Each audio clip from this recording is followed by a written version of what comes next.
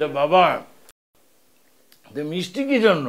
চাচা, ওই আমাদের বাজারে আমি একটা দোকান দিতেছি, আগামীকাল সেটার উদ্বোধন, তোয়া নিতে আসলাম। মাশাআল্লাহ মাশাআল্লাহ, তুমি আমাদের বাজারে দোকান দিতেছো, তা খুবই তো খুশির সংবাদ। তুমি তো আমাদের বংশের লোক। আপনি কিন্তু বিকেলে অবশ্যই আসতে হবে চাচা, একটু দোয়া দেওয়ার লাগে আসতে হবে।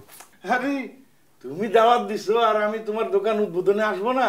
হ্যাঁ, আমি তো অবশ্যই যাব। আর তুমি তো আমার বংশের গৌরব। ইয়ে চাচা, মানে একটা বিষয় আপনাকে কিভাবে যে বলি। আহা রফিক, তুমি এত সংকোচ বোধ করতেছো কেন? আরে সরাসরি কও, আমি তো তোমার আপনার লোক, পর তো কেউ না। মানে চাচা, ওই যে দোকানে নতুন মাল উঠামু তো, মানে কিছু টাকা পয়সা শর্ট পড়ে গেছে, তো যদি কিছু টাকা পয়সা ধার দিতেন। হ্যাঁ, কত টাকা লাগবে? এই 1050 হইলে হয়ে যাবে আপাতত, মানে দিয়ে দেবো চাচা, ওই সামনের সপ্তাহে দিয়ে দেবো। বাবা রফিক, তুমি তো জানো আমার রিটায়ারমেন্টের পর থেকে আর কোনো আয় ইনকাম নাই।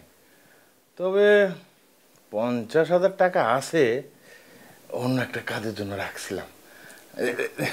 আমি দেখি তোমার চাচির লগে একটু কথা কয়ে আসি। আচ্ছা ঠিক আছে। হ্যাঁ, তুমি একটু বসো। হ্যাঁ, এক সপ্তাহে তো ব্যাপার। হ্যাঁ হ্যাঁ ঠিক আছে, সমস্যা নাই।